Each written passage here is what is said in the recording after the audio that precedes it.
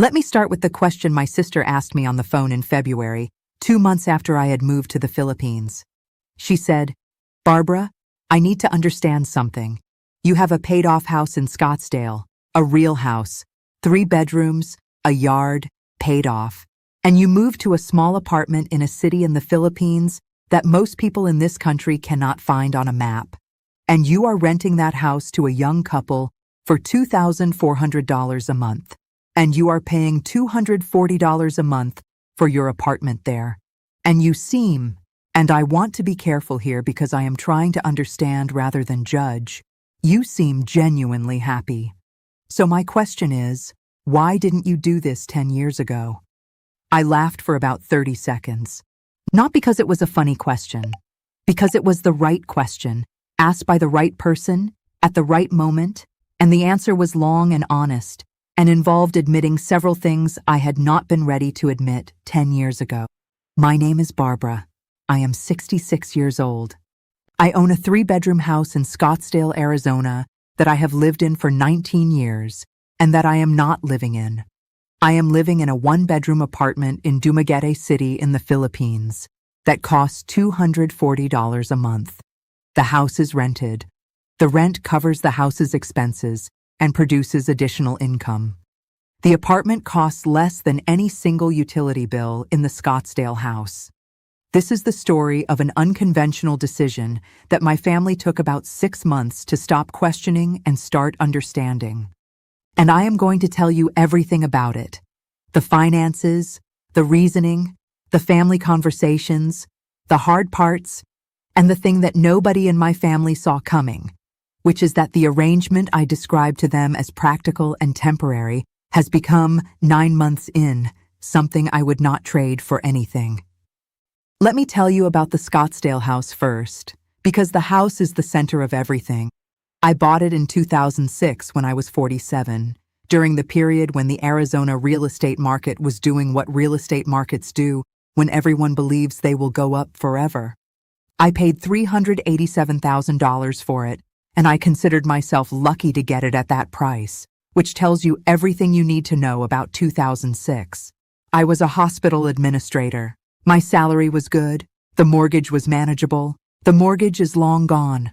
I paid it off in 2021, which was the year I retired at 62 after 31 years in healthcare administration.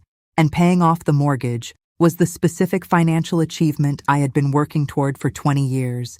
And I stood in my kitchen the day the payoff processed, and I felt, for approximately 15 minutes, a deep and genuine satisfaction. Then the 15 minutes were over, and I sat down and looked at the actual financial picture of my retirement, and the satisfaction acquired some complications. My retirement income, Social Security of $2,140 a month, which was solid by Social Security standards, and which reflected 31 years of good earnings, and the decision to wait until 62 and a half rather than 62, which had produced a slightly higher number. A small pension from the hospital system where I had spent the last 17 years, $610 a month. Total, $2,750 a month. In Scottsdale, Arizona, $2,750 a month as a retired single woman in a paid-off house looked like this.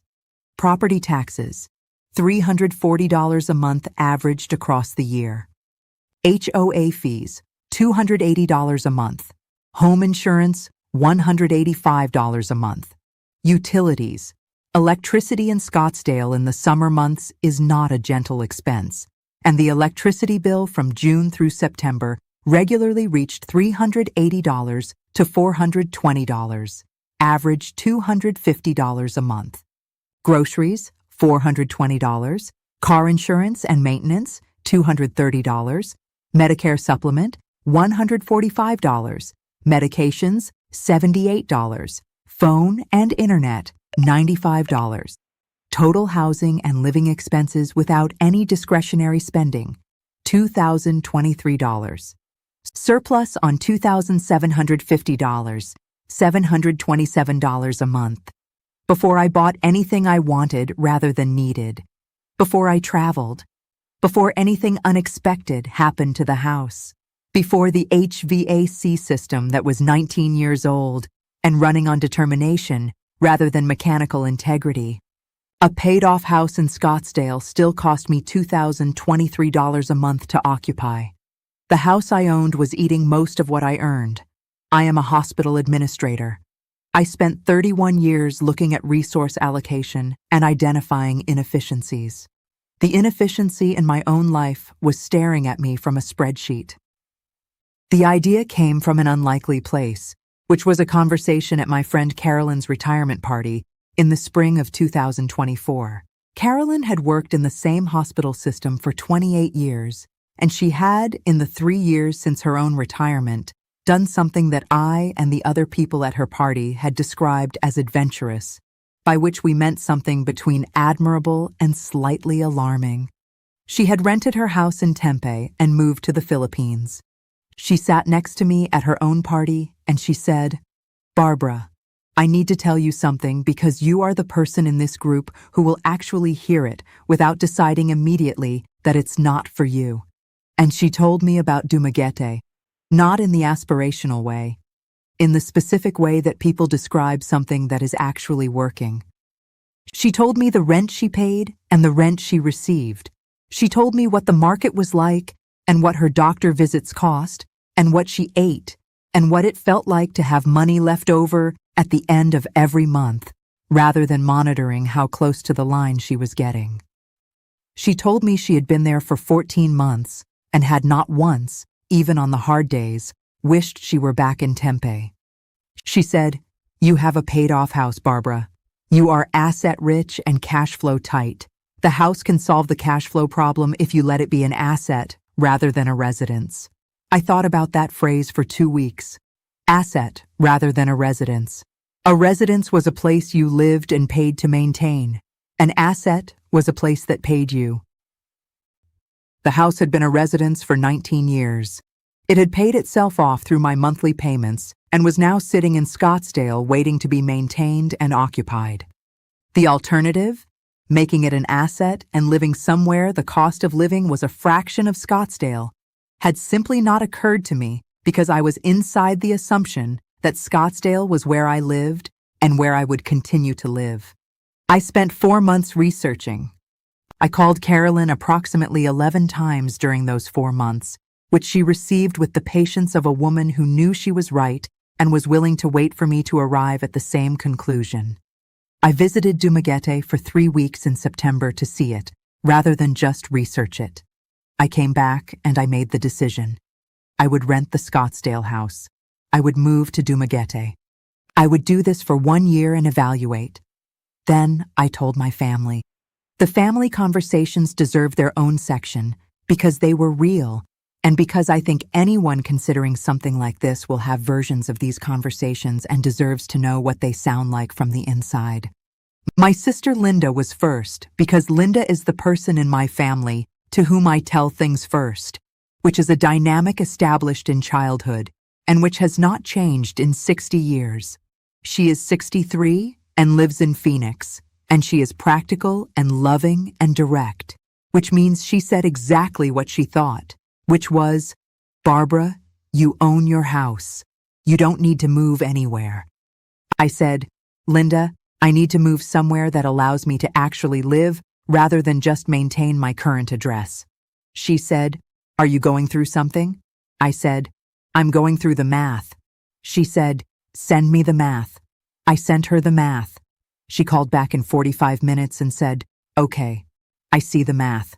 Can I come visit?" My son Kevin was second. He is 38, lives in Denver, and has his father's instinct to protect me from decisions that involve risk, which I find both touching and occasionally requiring of direct management.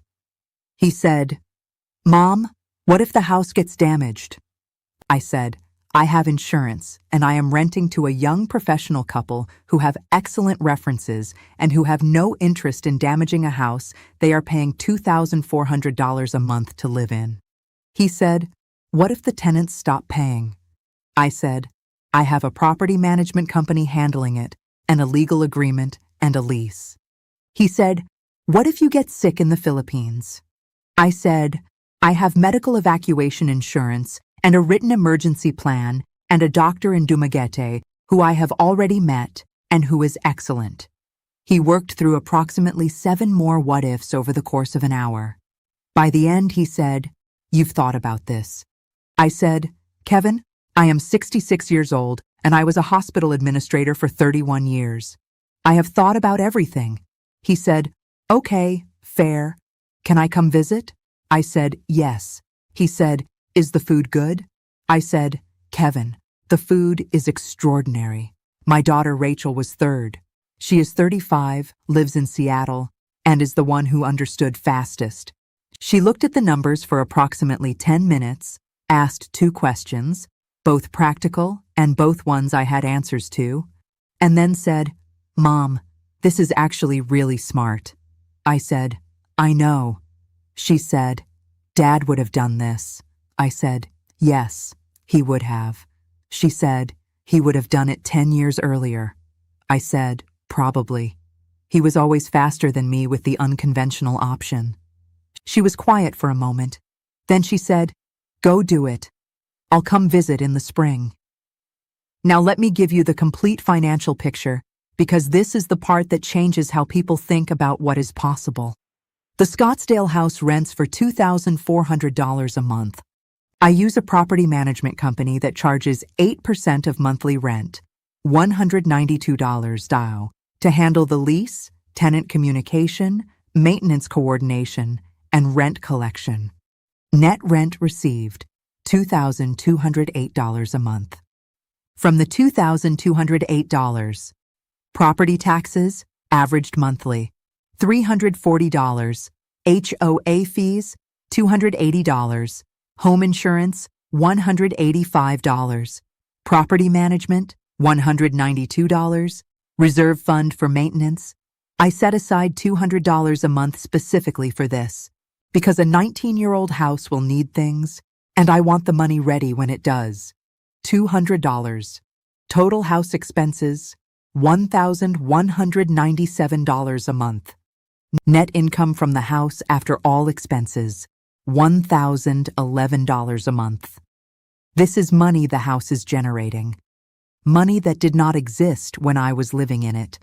Because when I was living in it, the house was consuming $2,023 a month in expenses, rather than producing $1,011. The swing from that arrangement to this one is $3,034 a month. That number deserves a moment. When I was living in the house, it was costing me $2,023. Now I am not living in it, and it is generating $1,011. The difference between those two positions is $3,034 a month, money that was effectively locked in the asset rather than available to me as income. My total monthly income now, Social Security, $2,140, plus pension, $610, plus net rental income, $1,011. Total, $3,761 a month. My monthly expenses in Dumaguete: rent $240, electricity $45, water $8, internet $30. My helper Cora, who comes 5 days a week and has completely reorganized my kitchen and my life, $55. Food from the Palenque and eating at local restaurants, $130. Medications, $22. Doctor Santos quarterly at $14 per visit, $5 average monthly. Medical evacuation insurance, $16. Transport and incidentals, $35. Total, $586 a month. Monthly surplus, $3,175. I'm going to say that number one more time because I think it requires saying clearly. $3,175 every month in surplus. On a retired hospital administrator's income that in Scottsdale was producing $727 left over before any discretionary spending. In 9 months, I have saved $28,575. I have not touched my retirement savings, which were modest and which had been a source of quiet anxiety for years. They are growing. The rental income arrived on the first of every month for 9 months without a single complication, The tenants are, by all reports from the property manager, excellent. The house that was consuming me is now funding me. Let me tell you what Dumaguete is actually like to live in, because the financial structure is the frame and the life is what the frame holds. I have been here 9 months. I want to describe the 9 months honestly, which means starting with the first month, which was an adjustment in the way that every first month in a foreign country is an adjustment, and which required things of me that I had not been required to do in a long time.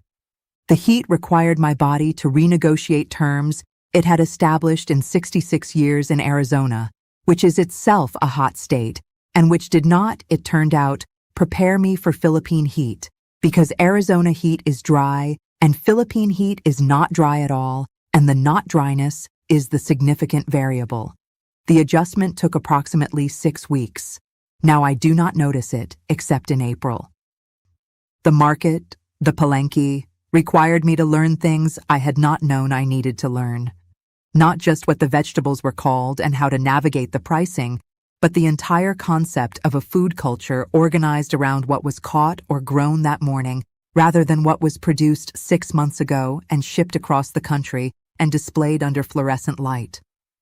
The adjustment there was not difficult. It was pleasurable. Within 3 weeks, I was going to the palenque with more enthusiasm than I had gone to the Scottsdale Safeway in the last several years combined. And then there is Dumaguete itself, the boulevard in the evenings, where the whole city comes out to walk and sit and be together in the uncomplicated way of people who have decided that this is what evenings are for. The chessmen at their tables under the acacia trees.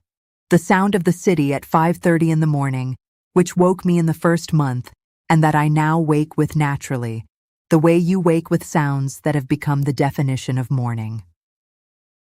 My neighbor across the landing, a woman named Tessie, who is 60 and who taught for 28 years, and who knocked on my door in my second week with food she said she had made too much of, and who has knocked approximately every 10 days since then with the same explanation, which I have come to understand is not a statement about quantity, but a cultural language of care.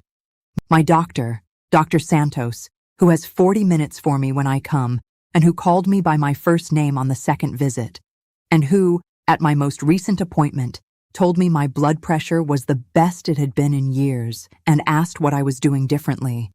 I told her I had stopped being afraid of the end of every month. She said she saw that pattern often. My sister Linda visited in May.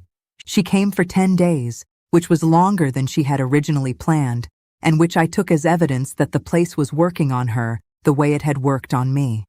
On her 7th day, she sat on my balcony with her coffee and she looked at the street below and she was quiet for a while. Then she said, "Barbara, this is the question I asked on the phone in February. Why didn't you do this 10 years ago?" I said, 10 years ago, I wasn't ready." She said, "What does ready mean?" I thought about it. I said, 10 years ago, I thought the house was what made me stable. The house was the asset, the plan, the proof that I had made good decisions and built something. Moving away from it felt like dismantling the proof. It took 10 years and a retirement income that was tighter than I expected, and a friend at a party and 4 months of research to understand that the house was only making me stable if I was living in it, and that living in it was costing me more than it was giving me. She said, "So the Philippines made you richer?" I said, "The Philippines made the house work for me instead of against me. The Philippines is where I live. The house is now what it always was financially, an asset. I just couldn't see it that way until I left it." She nodded. She drank her coffee. She said, "I have a paid-off house in Phoenix." I said, "I know you do." She said, "Send me the name of your property management company." I said, "Linda." She said, "I'm just asking. I'm not doing anything." I said, "I'll send it to you." She said, "And the name of Carolyn's visa agent." I said, "I'm sending everything." Kevin came in June with his wife Sarah and their 2 daughters, who were 9 and 12, and who approached the Philippines with the comprehensive enthusiasm of children for whom everything new is primarily interesting rather than alarming. His 12-year-old, whose name is Emma, ate bangus on the third morning and declared it better than the salmon they had at home, which Kevin said was not possible and which Emma demonstrated by eating most of his portion. His 9-year-old, whose name is Lily, asked me on the fourth day if I was ever going home. I said, "I am home, sweetheart." She looked at the street below the balcony, processing this. She said, "It doesn't look like Scottsdale." I said, "No, it doesn't." She said, "I like it better than Scottsdale." Kevin, from the other room, "Lily." She said, "What?" "It's true." Rachel came in August. She stayed 2 weeks. She did not say much for the first 3 days, which is how Rachel processes things, by watching and listening before speaking. On the fourth day, she said, "I want to ask you something." I said, "Ask." She said, "Do you miss the house?" I thought about it honestly. I said, "I miss certain things about it. The garden, the specific light in the kitchen in the morning, the way it smelled when I opened the windows in October, when the Arizona heat had finally finished." She said, "But not the house itself?" I said, "The house was a container for a life I was living. I have a different container now. The life is better in this one." She said, "Dad used to say that about houses, that people think they love the house, but what they really love is what happened inside it." I said, "He was right about most things." She said, "He would have loved it here." I said, "He would have figured it out 20 years before I did, and he would have made it look obvious." She laughed. We were both quiet for a while after that, in the way that you are quiet when you mention someone who is not there anymore and who would have had something to say about where you are now. I want to close by answering my sister's question properly because I have been thinking about it for 9 months, and I think I have a better answer than the one I gave her on the balcony in May. Why didn't I do this 10 years ago? 10 years ago, I was still inside the story that said, you build something, and then you stay inside it, and the staying is what proves you built it. The house was the proof. Moving away from it felt like erasing the proof. What I understand now is that the house was never the point. The house was the vehicle. I worked for 31 years and made good decisions and paid off a mortgage, and the result was an asset that could fund the rest of my life, if I was willing to let it be an asset. I had been treating an asset like a museum to a life I was no longer living, and the museum had been consuming $2,023 a month in maintenance fees. The Philippines didn't replace the house. The Philippines made the house work. The Philippines gave the asset a purpose it couldn't have while I was living inside it. And the Philippines gave me something the spreadsheet couldn't predict, which was the specific feeling of Tessie's knock on the door every 10 days with food she had made too much of. Dr. Santos with 40 minutes and my name pronounced correctly. The boulevard in the evening. The Palenque on Tuesday and Friday, and my fish vendor Kelling, who has been setting things aside for 9 months and who said last Tuesday, while she was wrapping my order, that I looked like I had been eating well. I told her I had been. She said, "Good. That is what I am here for. The house in Scottsdale is an asset that funds this. This, Ceiling and Tessie and Dr. Santos, and the boulevard, and the mornings, and the $3,175 surplus, and the first time in 9 months that I have not been afraid of what the month costs. This is the life." My sister was right to ask the question. I was 10 years slow to find the answer. I found it now. That's enough.